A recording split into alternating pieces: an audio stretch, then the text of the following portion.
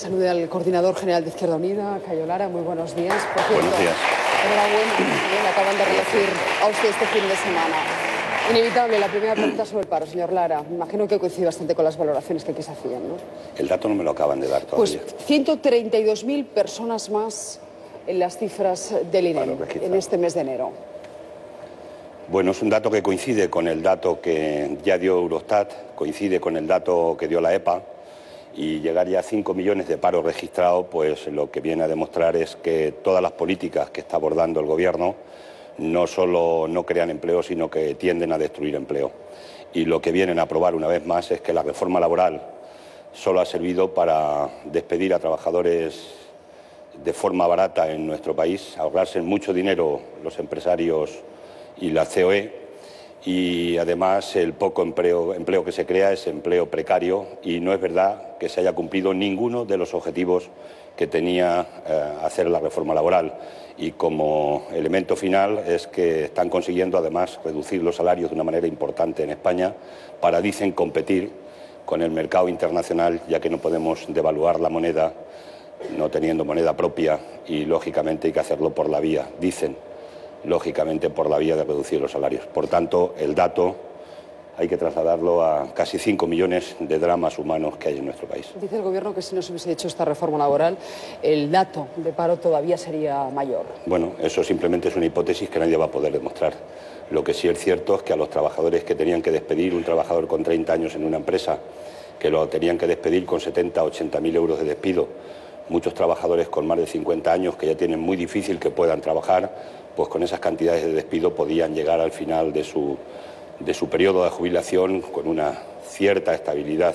Pero esas cantidades, un trabajador con 30 años, pues ahora se le despide con 17, 16.000, 18.000 euros, y hay mucha gente que la dejan exactamente en una situación de drama definitivo, hasta el punto de que todo el mundo sabemos que hemos conocido por vez primera, desgraciadamente en España, que gente se ha suicidado y alguna gente se ha quemado a lo bonzo, y eso no lo hacen por capricho, eso lo hacen porque llega a una situación de tal nivel de deterioro y desintegración social que la gente, bueno, llega a tomar esas decisiones tan dramáticas. ¿Qué podría hacer el Gobierno para revertir esta situación, para generar empleo? Lo dice mucha gente y cada vez más gente. Es que no hay una salida nunca que se haya dado de una crisis de un país haciendo una política de recortes y una política de reducir la inversión del Estado, de reducir empleados públicos del Estado, por tanto empleo, una política de no incentivar la inversión pública, es decir, una política que nos está conduciendo cada vez más a la recesión, al paro y al incremento de la pobreza y de la exclusión social. No se ha salido nunca de ninguna situación de crisis económica de esa manera, y lo que tenía el Gobierno que hacer es invertir el proceso. Mucha gente dice que es que intentan colocarnos en la cabeza que no hay otra alternativa posible, que hay un déficit importante en el Estado, y es cierto, y que ese déficit solamente se puede controlar por la vía de recortar gasto, porque hemos gastado por encima de nuestras posibilidades. Ahora se ve que algunos sí han gastado por encima de sus posibilidades, si eso de los sobres es finalmente verdad, ¿no? Pero no es verdad que se ha vivido por encima de las posibilidades de la gente. Alguna gente sí. Lo que es cierto es que ha habido menos ingresos en las arcas de la hacienda pública. Estamos en uno de los países de la Unión Europea con más fraude fiscal. Dice la agencia tributaria que 90.000 millones de euros, que es mucho más que el déficit que tenemos en España, se dejan de ingresar en las cuentas públicas porque hay mucho fraude fiscal en España. Y además hay unas rebajas fiscales que se han hecho a los beneficios del capital, al impuesto de sociedades de las empresas, se quitó y después se hizo un tímido impuesto de patrimonio, se han hecho bonificaciones excesivas a determinadas empresas, se han aplicado figuras como las SICAV para que tributen al 1%, y eso ha significado que han entrado menos recursos en las arcas de la hacienda pública y se han favorecido especialmente los grandes capitales y los grandes defraudadores. Además, el Gobierno les ha terminado premiando con una amnistía fiscal donde han pagado una media del 3% de impuestos los grandes defraudadores, cuando el conjunto de ciudadanos estamos pagando una media del 15, del 20, del 25, del 30% de impuestos al Estado. Por tanto, ese es el problema de fondo. Se debería atacarse el fraude fiscal. Es decir, atacar la lucha contra el fraude, reformas fiscales progresivas, conseguir recursos a la hacienda pública y a partir de ahí invertir el proceso. Y en lugar de atacar el déficit por la vía de los recortes, atacarlo por la vía de mayores ingresos y hacer política y economía productiva. Como decía antes Pepe Oneto, aquí no se va a crear empleo mientras no se crezca por encima del 1,5% del PIB y eso no se consigue con políticas recesivas y con políticas de ajuste duro. Por tanto, sí hay una alternativa diferente. Hay demasiado fraude fiscal en nuestro país y se ha favorecido demasiado los beneficios del capital en detrimento de las rentas del trabajo. Doy un dato último. De cada 10 euros que componen el presupuesto en ingresos del Estado de 2013, 8 euros los pagamos los que estamos sujetos a una nómina y la gente, la mayoría, por la vía del IVA. Y solo 1 euro se paga por la vía del impuesto de sociedades por los beneficios del capital. Si eso es equidad contributiva, como dice el artículo 31 de la Constitución, pues que venga alguien y lo explique. La pregunta es conseguir a Rajoy convencer a Angela Merkel para que de alguna manera flexibilice los plazos de consolidación fiscal. Enseguida hablaremos de este asunto, hablaremos de la cumbre hispano-alemana hoy en Berlín, pero si le parece empezamos por el asunto Bárcenas, por los famosos papeles. Lejos de amainar, la tormenta Bárcenas arrecia y lo hace con fuerza. Hoy hay novedades. Según publica El Mundo, un empresario habría confirmado pagos en metálico al PP en vísperas de las elecciones generales de 2008. Este empresario, que mantiene su anonimato, cuenta que entregó el dinero al entonces tesorero del PP, Álvaro Lapuerta, en presencia del gerente, de Luis Bárcenas, quien, según su relato, anotaba todas estas donaciones en una libreta. También El País revela hoy nuevas pruebas de esta supuesta contabilidad B. Según este diario, que recoge pruebas documentales del sumario del caso Gürtel, Bárcenas cobró 600.000 euros a la constructora hispánica y anotó en su libreta solo 144.000. Bueno, la pregunta es, ¿qué hizo con el resto del dinero? ¿Lo guardó en su cuenta en Suiza, quizás? ¿Es en realidad la libreta de Bárcenas la que publicó El País una chapuza hecha ex profeso por el extesorero para tapar sus propias vergüenzas? Esa es la teoría que manejan cada vez más dirigentes del Partido Popular. Ayer lo avanzaba el diario ABC, que publicaba los papeles oficiales, y la contabilidad real del Partido Popular también refleja ese préstamo de 5 millones a García Escudero. No era, por tanto, un préstamo opaco. Por eso el PP, lo cuenta hoy La Razón, cree que Luis Bárcenas hizo una versión deprisa y corriente de sus cuentas en el año 2009, cuando dimitió tras su imputación en el caso Gürtel, y por eso el partido va a encargar un peritaje. Sospechan que todas sus anotaciones están escritas en un mismo día. Sería, por tanto, bueno, un papel elaborado para chantajear al PP. Es falso. Nunca, repito, nunca he recibido ni he repartido dinero negro ni en este partido ni en ninguna parte. Nunca. Lo diré otra vez. Es falso. El fin de semana comenzaba así, con un categórico desmentido de Mariano Rajoy ante los suyos. Un discurso de 15 minutos en el que reivindicó su honradez y la claridad de las cuentas del partido. Había gran expectación. Era la primera vez que el presidente hablaba desde que saltó el escándalo. Sin embargo, se mantuvo alejada a la prensa y no se admitieron preguntas. Sus declaraciones no convencieron en Ferraz. Rubalcaba aseguraba que Rajoy había ligado su futuro al de Bárcenas. 24 horas más tarde, el jefe de la oposición exigía abiertamente que el presidente dimitiera.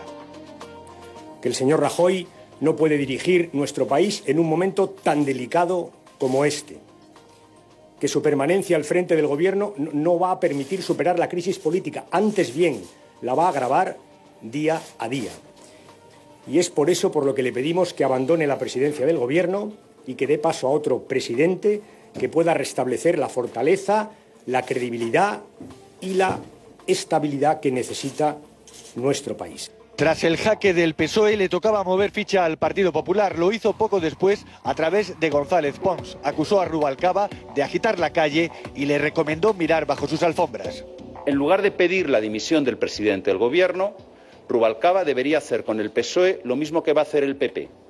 Mostrar públicamente su contabilidad interna.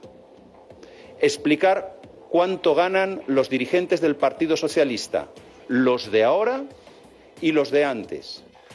La prensa tampoco da respiro. El domingo El País ofrecía la relación completa de los papeles de Bárcenas. El Mundo, por su parte, publica hoy que un empresario admite pagos en metálico a los extesoreros del PP, Lapuerta y Bárcenas, y afirma que las entregas eran apuntadas por Luis Bárcenas en una libreta, así como que con este dinero se pagaban parte de los gastos de representación del Partido Popular. El País apunta en la misma dirección y también publica hoy que Bárcenas cobró 600.000 euros de una constructora, pero que solo anotó 144.000 al partido. Los pagos se realizaron en metálico, en billetes de 500 euros. Por su parte, el diario La Razón ofrece la respuesta del Partido Popular, que insiste en la falsedad de los documentos y sugiere que podrían haber sido escritos de una sola vez. ¿Podrían ser falsos esos documentos, David? ¿Algo elaborado por el propio Bárcenas para chantajear al PP? Sí, bueno, yo estoy en la situación, me imagino, de casi todos los ciudadanos españoles, que estoy intentando aclararme, porque, así estamos todos, porque esto es un embrollo, un manglar tremendo y hay que desbrozar ahí alguna opinión propia y es muy complicado. Mi percepción de este asunto ha cambiado con el fin de semana. No ya por la intervención de Rajoy, pese a que se blindó de los periodistas y terminó apareciendo en una pantalla. Él hizo en mi opinión, una declaración más enérgica de lo que yo esperaba, y la gente le ha atribuido cierta credibilidad a esos alegatos de honradez, por más que los haya hecho un hombre que se ha arrogado el derecho a no cumplir su palabra si eso beneficia al país, y que arruinó cualquier declaración de principios en el momento en que protegió a Ana Mato, o concedió a Ana Mato una protección genérica después de haber hecho este legato de dignidad, insisto. Pero a mí lo que más me desconcertó de todo fue el editorial de ayer del País. Lo interpreté como una retirada. Es decir, el mismo periódico que creo que fue el jueves por la mañana, con una portada, declaró abierto este gran debate nacional. Ese mismo periódico, insisto, empezó su editorial haciendo un reconocimiento muy apasionado de la honradez personal de Rajoy, como que lo eliminaba como objetivo, y además reubicó la naturaleza del escándalo. De repente el escándalo ya no eran las cuentas de Bárcenas, ni la financiación ilegal del partido. De repente el escándalo era el enriquecimiento personal de Bárcenas, su aprovechamiento de la ley de amnistía para blanquear dinero o para regularizar dinero que tenía en Suiza, y Ana Mato. Entonces, si el periódico que ha creado o que ha abierto este debate en un editorial muy significativo renuncia a esa pelea, suelta la presa, a mí me empieza a pensar que se han dado cuenta de que lo que tienen no avala lo que han empezado. ¿Coincidís con esta percepción? Yo doy un dato más, conociendo, como he conocido, el Partido Popular por dentro. Estos documentos que ha sacado el País, parece que aquí se ha dado dinero a la gente que hoy manda en el Partido Popular y en el Gobierno. Pero la gente que aparece en esos documentos hasta el año 93-94 no tiene peso político suficiente. ¿Dónde están los que sí tenían peso político? No cobraba nadie, solo cobraba Rajoy. Antes de ser Rajoy vicesecretario general, fue Arturo Moreno, fue Juan José Lucas. Estos no cobraban, solo Rajoy. Curioso. Además, en el grupo parlamentario, en el Senado, estaba Ortiz Bordás, estaba después Lucas, y solo Pío García Escudero. Gente que fue importantísima en el Partido Popular, Matute, Ramallo, Miguel Herrero, estos no salen. Solo Acebes. Parece raro, es como si desde el año 90 se hubiera estado preparando todo para que cuando llegaran estos a gobernar les sacaran un listado. No es posible. Pepe, cuenta hoy La Razón que lo que va a hacer el PP es pedir los originales, porque realmente para hacer un peritaje necesitan el documento original, y analizar la tinta, porque es posible que todo se escribiera de tirón. La tinta, ¿no? Y el vaho, cuando está escribiendo, si hay un resto de vaho o si hay algún resto de papel y de huellas dactilares de Bárcenas, ¿no? Porque ¿qué es la letra de Bárcenas? Eso no lo discute nadie, me parece, ¿no? todo disparatado. Yo solamente creo en las Pirineos. Y a partir de ahí, lo que yo veo es que aquí hay una novela de intriga donde, por una parte, el propio presidente del Gobierno, en el comité ejecutivo del partido, dice que hay una gran conspiración y que tiene los datos, espero que los dé, y creo que hay una gran diferencia entre lo que ocurre en el caso Naseiro, cuando se descubre que efectivamente también hay anormalidades de financiación política en el partido. En la época de José María Aznar, lo primero que se hace es abrir una investigación interna con un encargado, que es precisamente el señor Luis Gallardón, y se toman medidas radicales.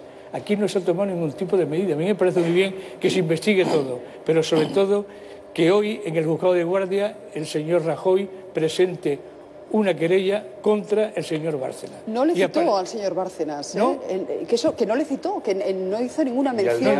Mariano Rajoy. No citó nada, claro, no. Es decir, Bárcenas pasó como si no tuviera nada que ver en esta película. Yo creo que el discurso de Rajoy nos creó a todos un poco la impresión de que quería salvar su propia imagen, pero no meterse en las honduras de la pelea ni salvar a la gente del partido.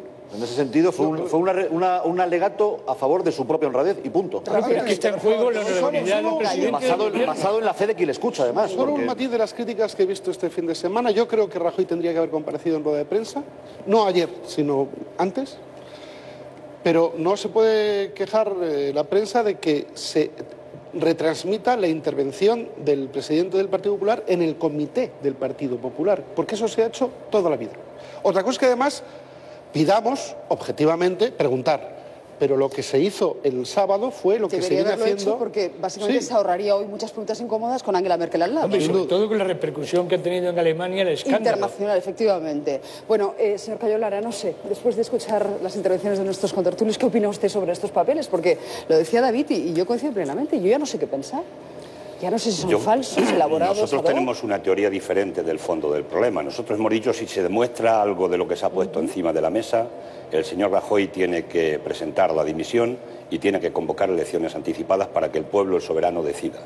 Eso como principio. Ahora Rubalcaba parece que sale 4 días después con un planteamiento parecido, no exactamente igual. Perdóneme, enseguida le sigo preguntando por este asunto, pero ¿por qué cree que Rubalcaba ha tardado 4 días en pedir la dimisión de Mariano Rajoy? Se supone que lo ha consultado con Felipe González, con Rodríguez Zapatero, con Griñán. ¿Por qué ha dado este paso 4 días después de que lo hiciera usted? Los dos grandes partidos de este país están sujetos a una dependencia muy importante del alto poder económico, de los que de verdad mandan en este país. Y no pueden dar pasos sin consultas al poder económico. Y ahora mismo estamos hablando del sistema, pues estamos hablando de algo muy gordo. Estamos hablando de supuesta financiación irregular de partidos políticos y eso significa que si es así, el dinero que ha venido para esa supuesta financiación irregular, que ha venido de empresas supuestamente, y están los nombres también empezando a ponerse encima de la mesa, significa que ha habido además una competencia desleal entre empresas. Y si yo hoy fuera un empresario honesto en este país y tuviera una empresa honesta, estaría levantando la bandera de decir por qué hay empresas que pueden haber tenido adjudicaciones de manera irregular, no de acuerdo a la legislación vigente, porque sencillamente han estado poniendo fondos a disposición de determinados partidos políticos. Hablamos del sistema. Yo tengo una teoría y voy a intentar ser muy explícito, muy concreto para explicarla. Bárcenas, en el año 2009, el partido decide pactar con él sus ceses. Y el comunicado del PP es suficientemente elocuente, julio del 2009. Después, además digo, no se puede entender que a una persona se le cese de senador, se le eche de militancia del partido, se le quite la tesorería del partido y se le deje un despacho, se le deje un coche, se le deje un aparcamiento de coche y se le deje una secretaria. Y además se le pague en la primera fase un abogado. Eso es un pacto que se ha hecho porque supuestamente Bárcenas no estuvo haciendo financiación irregular para él mismo, sino que la estaba haciendo para el conjunto. Por eso se llegó a ese pacto. Después, 4 años después, algo se ha escapado. Y se ha escapado una cosa que se llama cuenta en Suiza de 22 millones de euros. Y a partir de ahí se desata un escándalo. Y yo no dudo de que dentro del Partido Popular pueda haber gente que, aprovechando que el Pisuerga pasa por Valladolid, es el momento de pegarle el palo al presidente y alguien está dispuesto a llegar en este momento a venir en honor de multitudes para encabezar la regeneración democrática del Partido Popular. Pero si analizamos el tema, cuando se ha puesto encima de la mesa se ha roto el acuerdo con Bárcenas, automáticamente ya ha hecho la primera comunicación en un periódico en El Mundo. La segunda que hace es que dice que él ha legalizado 10 millones de euros con la amnistía de Montoro. Y la tercera es que ya ponen papeles encima de la mesa, ya de nuevo se recompone el pacto. ¿Por qué se recompone el pacto? Porque Bárcenas sale con un comunicado negándolo todo. Y además se retrasa la rueda de prensa de la secretaria general del PP cuando va a salir en ese día que está concretamente, que es el día que sale el comunicado del señor Bárcenas. ¿Por qué? Porque se está poniendo en peligro a mucha gente.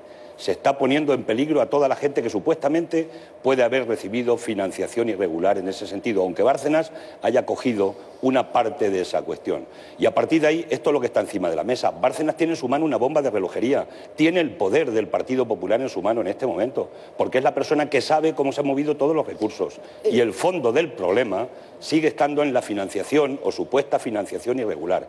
Con que se pruebe una sola cosa de todo lo que ha negado Rajoy ya formalmente en rueda de prensa, sin preguntas de periodistas, con que una sola cosa se pruebe, Rajoy tiene que dimitir. Pero además Rajoy no puede eludir su responsabilidad política porque de 2004 hasta nuestros días es presidente del Partido Popular y aunque él no hubiera cogido nada, ni haya visto nada, tiene responsabilidad política si se han estado moviendo ingresos irregulares en las cuentas del Partido Popular y irregulares en altos cargos del Partido Popular. Por tanto, tiene la responsabilidad política y ha puesto en crisis profundamente al Gobierno y con ello, por supuesto, también la marca España, porque esto también fuera se está conociendo. Me ha interesado mucho algo que ha insinuado usted ahora durante su intervención, que es que atribuye algún elemento del PP interés en crear este conflicto para volver en el orden de multitudes. ¿A quién se refiere? No. He dicho que aprovechando que el Pisuerga pasa por Valladolid, es un buen momento para los críticos, algún crítico, alguna crítica, pues enarbolar una bandera dentro del partido, sí, para decir yo entro aquí en honor de multitudes porque vengo a sanear, a sentar las bases de la regeneración democrática del PP. Que usted está insinuando que Esperanza Aguirre ha hecho esto para poder volver. No estoy diciendo que los 22 millones que se descubren en la cuenta de Suiza los descubre alguien de interés interno del partido. Lo ha descubierto la Fiscalía Anticorrupción con una comisión rogatoria que se había pedido, que ha tardado, por cierto, 3 años y medio en conocerse el dato, y se ha conocido el dato. Y al final, si esto es así, el señor Bárcenas tendrá que demostrar de dónde han venido esos 22 millones de euros y tendrán que demostrar todo eso que está publicando la prensa. Hombre, periódicos serios, cuando están publicando cosas, no se arriesgan de una manera irresponsable. Hay pruebas caligráficas para poderlo hacer y determinar pruebas caligráficas independientes. Pero, señor, es decir, todo esto se va a ver. Las pruebas caligráficas demuestran que efectivamente lo escribió Luis Bárcenas. La pregunta es si lo escribió a lo largo de 20 años, es decir, es fruto de la contabilidad de todo ese tiempo, o lo ha hecho deprisa y corriendo para chantajear. Los tiempos de las tintas también se pueden demostrar perfectamente en qué tiempos están. Por fortuna tenemos buenos niveles de investigación. No hay que dejarlo todo ya al azar divino, sino que ya científicamente se ha demostrado y se pueden demostrar muchísimas cosas. Por tanto, eso va a terminar saliendo, pero además haciendo una investigación a fondo, de declaraciones de la renta, de supuestos ingresos, de contabilidades de empresas, incluso aunque el dinero se haya movido todo en negro, terminará aflorando y terminarán apareciendo despistes que en un proceso de tanto tiempo y un proceso tan complejo como este se le ha producido a mucha gente, además de que ya están saliendo empresarios declarando que ellos han pagado. Pocos han salido. Yo he oído muchas veces, he oído algunas veces una frase que en el tiempo de la burbuja inmobiliaria en este país, el que no pagaba no pillaba. Y lo han dicho empresarios en este país.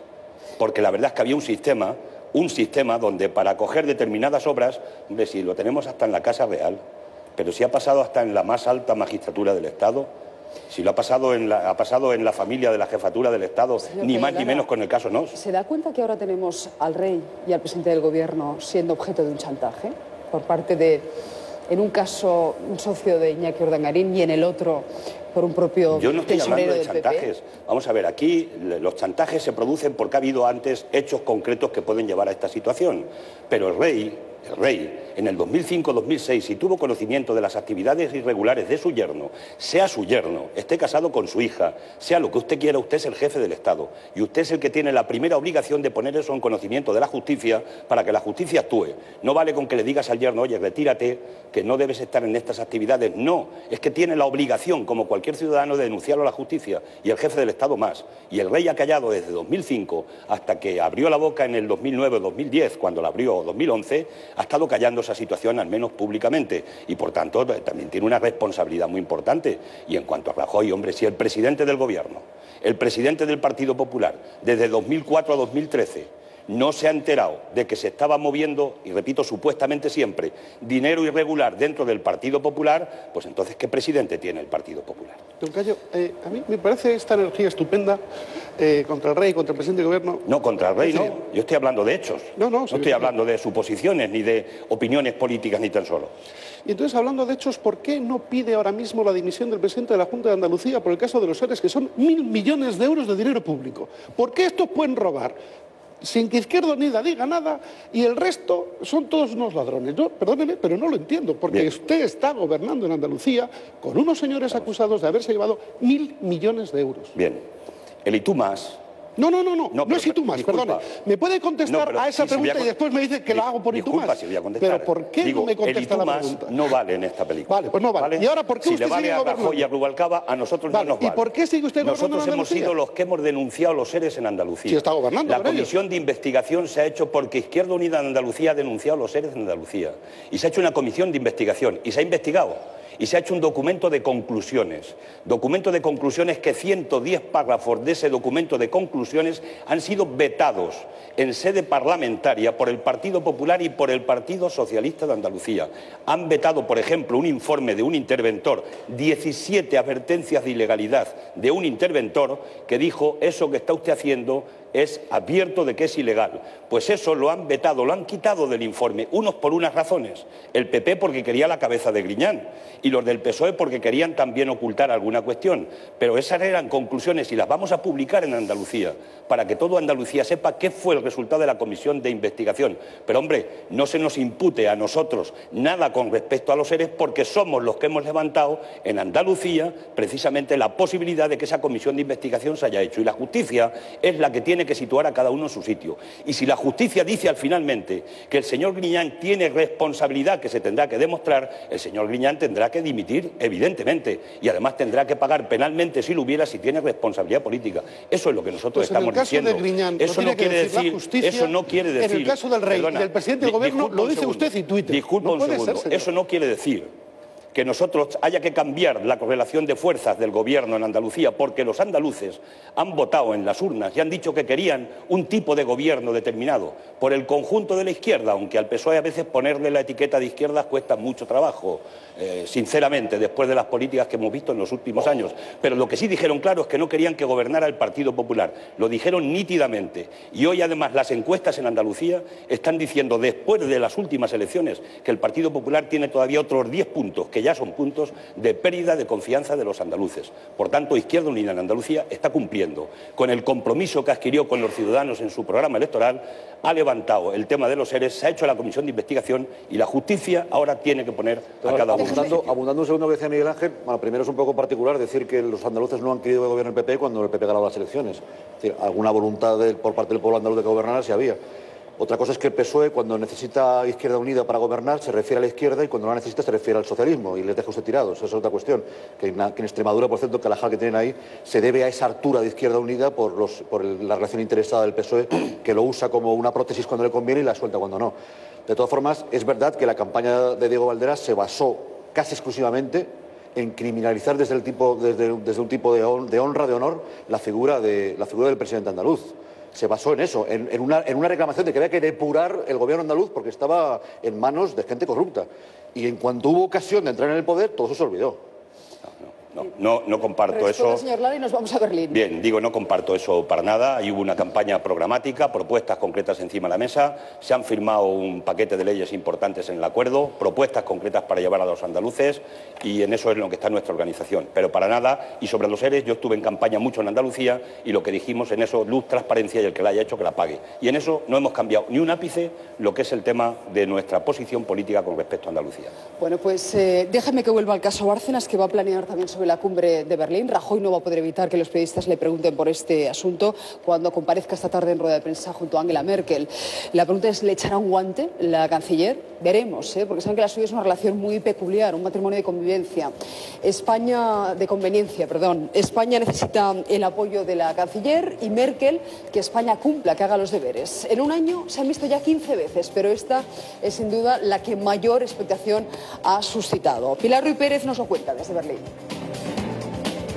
Lo que destaca la prensa alemana de esta visita de Rajoy a Berlín es la situación incómoda que tendrá que vivir el presidente del gobierno al someterse por primera vez a preguntas sobre la presunta caja B del Partido Popular delante de Merkel. Esa rueda de prensa conjunta será en torno a las 4 de la tarde. Antes, a mediodía, Rajoy llegará a la Cancillería acompañado de 4 ministros, entre ellos de Guindos, una reunión de marcado carácter económico en la que Rajoy le va a volver a pedir a la canciller, lo lleva haciendo de manera insistente en las últimas semanas, que Alemania, que puede, ponga en marcha políticas de crecimiento para ayudar a los países que lo están pasando peor, como España. Y es que se va a constatar aquí que Rajoy ha dejado de ser el alumno aplicado de Angela Merkel. Bueno, pues nos vamos en este punto a la Bolsa de Madrid para saber cómo arranca la sesión. Lucía Romero, muy buenos días. Buenos días, Susana. Pues tengo que decirte que no muy bien arranca la jornada. Parece que el IBEX 35 arrastra los malos datos de la semana pasada. Estamos por debajo de los 8.200 puntos y con un diferencial ahora mismo del menos 1%. Y en cuanto a la prima de riesgo, el viernes cerraba en 351 y ha ido escalando poquito a poco lo que llevamos de jornada y ya se sitúa en 363 puntos. Hoy además tenemos que hablar de recortes. Conocemos el proyecto de presupuestos generales para las autonomías para 2013 y va a haber un recorte en los ingresos corrientes, es decir, en lo que reciben las autonomías de impuestos o transferencias del Estado. Va a haber un recorte de un 6,1%. Y por otro lado también se les baja el techo de déficit. El año pasado se les pedía a las autonomías que no superaran el 1,5% del Producto Interior Bruto. Este 2013 se les va a pedir que no superen el 0,7%. Así que todo esto significa que probablemente las autonomías tendrán que meter más tijera y hacer más recortes. Y hoy entra en vigor el Plan PIBE, esas ayudas a la compra de vehículos. Lucía. Sí, dado el éxito que tuvo el primer Plan PIBE, hay un Plan PIBE 2 con el doble de presupuesto, 150.000 millones de euros, y saben cómo funciona, pues cualquiera que quiera comprar un coche de categoría energética A o B, pues recibirá una subvención de 2.000 euros, 1.000 puestos por el gobierno y 1.000 por la marca. Y este nuevo plan tiene una novedad, que las familias numerosas que compren un coche de 6 plazas o más recibirán una subvención de 3.000 euros. Bueno, pues muchísimas gracias, compañero. Este plan, compañera, este plan PIBE es casi la única política de estímulo que ha puesto en marcha el gobierno y ha dado buenos resultados, porque dicen que ayuda a mantener muchos puestos de trabajo en el sector automovilístico, ¿no? Bien, son cosas que pueden ayudar, pero ayudan tan tímidamente que lo que se sigue produciendo es destrucción de empleo en España. Se han destruido más de 800.000 puestos de trabajo en el último año y tenemos 500.000 parados más como consecuencia de la reforma laboral. Por tanto, bien, pequeñas, yo diría que tímidas medidas que no se pueden cuestionar desde el punto de vista que sean negativas, pero que esto no resuelve los problemas de fondo. Y doy un dato. Han hablado del 0,7 que le ponen a las comunidades autónomas de tope de déficit en este año. El presupuesto del Estado de este año lleva un recorte importantísimo. Se recortaron y se ajustaron 39.000 millones de euros impuestos por la Troika. Pero el presupuesto del 2014 lleva un ajuste, recorte, también impuesto por la Troika y aprobado ya por Bruselas, de 50.000 millones de euros. Es decir, que con las cuentas que en este momento tiene el Gobierno encima de la mesa, las que tienen previsión de aprobar en el año 2014, impuestas por la política de ajustes de la Troika, el año 2013 no será año de crecimiento económico, por mucho que diga de Guindos que al final del año se va a repuntar, porque no hay ninguna razón, ningún dato encima de la mesa que determine que va a haber crecimiento económico, y el 2014 vamos a un presupuesto todavía de más ajuste que el del 2013. Mientras, salvo que el Gobierno decida cambiar de políticas, luchar contra el fraude fiscal en España y hacer reformas fiscales para buscar la salida por la vía de los ingresos. El Gobierno le va a pedir a Bruselas que nos flexibilice ese objetivo de ajuste, pero ¿cree que el plan, o lo que está ocurriendo con el caso Bárcenas, este escándalo, debilita a Rajoy a la hora de pedir esa manga ancha a Bruselas? Ampliar el periodo de déficit en la Unión Europea ayuda algo a alarga el problema. Pero el problema de fondo sigue siendo la cantidad de intereses que estamos pagando por España, que pagamos 38.500 millones de euros este año, que es tanto como lo que gasta el Estado en todo el aparato de las competencias del Gobierno de España en el ámbito del Estado, y esos intereses nos están comiendo porque el Banco Central Europeo no interviene directamente en la deuda de los países, interviene a través de bancos, y los bancos están especulando concretamente con la deuda soberana de los países. Fruto de ello, estamos pagando esos 38.500 millones de euros. Yo espero que el señor Rajoy le diga a Angela Merkel que el Banco Central Europeo tiene que ser nuestro banco y tiene que comprar deuda directa, y se acaba de un plumazo con la especulación y reducimos automáticamente la carga de intereses. Además, que defendemos que se tiene que hacer una auditoría para saber qué parte de la deuda es una deuda, diríamos, injusta, una deuda que no deberíamos de estar pagando en su conjunto, y ver qué parte de esa deuda es una deuda que no deberíamos de pagar, y la parte de los intereses. Y en cuanto a la pregunta final... Sí, la pregunta final, de hecho, casi me la ha respondido usted, pero lo que le decía es que cuando tú vas a Bruselas, o en este caso a Berlín, a pedir cierta manga ancha, es decir, que te den un poquito más de tiempo para ajustar la marca España, ese déficit, la marca España, en definitiva. Es decir, es complicado, claro, con todo lo que ha pasado. ¿Con qué imagen va el Gobierno en este momento? Pues imagen mala. Es decir, cuando vas ahora mismo a hablar con Angela Merkel, que es la que está marcando la pauta en la Unión Europea, y vas con un espectáculo como el que en este momento tenemos en este país, es cierto lo que dice Rajoy, que lo que se ha publicado en los medios de comunicación no ayuda, pero es que si se ha publicado en los medios de comunicación, y medios de comunicación serios, es porque los hechos están ahí, que no le pueden pedir a los medios de comunicación que se pongan una mordaza porque el señor Rajoy va a vender allí algo que no es real al final. Es decir, es que están ahí los hechos, y si no, si no se tenían que haber publicado, que no se hubieran producido inicialmente. Esa es la clave del asunto. Por lo tanto, yo creo que Rajoy, a Angela Merkel, lo que tiene que decirles es que tiene que cambiar radicalmente las políticas en la Unión Europea, que se tiene que ir a políticas de inversión activa en la Unión Europea, que hoy el estancamiento económico se está produciendo en los países de la Unión Europea, que la propia Alemania tiene problemas para exportar sus productos porque no hay capacidad de consumo. Pero Merkel no está por la labor. Pero usted lo sabe. lo va a terminar que tener que hacer por su propio mantenimiento de su estructura en Alemania, porque Alemania, si los demás no tienen capacidad para comprar y se va deteriorando la economía de otros países, la locomotora alemana de exportaciones, que tiene una locomotora importante de producción y exportaciones, no la van a poder comprar, como ya lo estamos viendo en otros países, y por tanto esa maquinaria se va a parar y va a tener problemas internos. Ojalá le haga caso, complicado está. Pedir puede pedir, pero ya ella da la respuesta. Es que ha dicho no en tantas ocasiones. La semana última de enero, en la cumbre de Chile, efectivamente hubo un discurso muy duro de Rajoy pidiendo a la señora Merkel política de estímulos. ¿Cuál fue la respuesta de la señora Merkel? Bueno, pues fue una impertinencia. Primero decir que Alemania ya ha hecho suficiente para la estabilidad del euro, punto número uno. Y segundo, oiga usted, le digo a Rajoy, exporte más y exporte a América Latina. Con lo cual hoy volverle a pedir otra vez ese mismo esfuerzo a Alemania es inútil, cuando hoy, desgraciadamente para nuestro país, el debate se va a plantear en el debate del escándalo en el que estamos ahora. Bueno, señores, si me disculpas un segundito, muy rápido. El problema en este momento que Angela Merkel tiene planteado es que o estimula la economía o no hay salidas. Y además, Angela Merkel, Alemania, se está favoreciendo de pagar cero de intereses por su deuda y además ha excluido a las cajas de esa investigación que se iba a hacer y de incorporarlas a nivel internacional, a nivel europeo, en lo que tenía que ver con el control monetario de todos los bancos.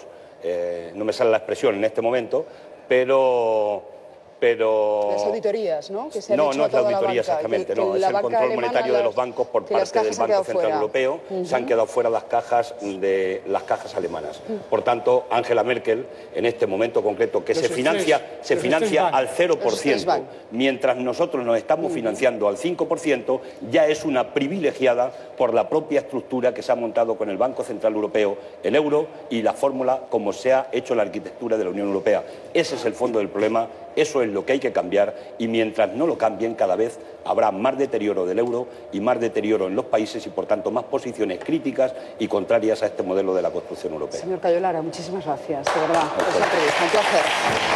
Déjenme que también le dé la enhorabuena a Jordi Évole, que ayer hizo un dato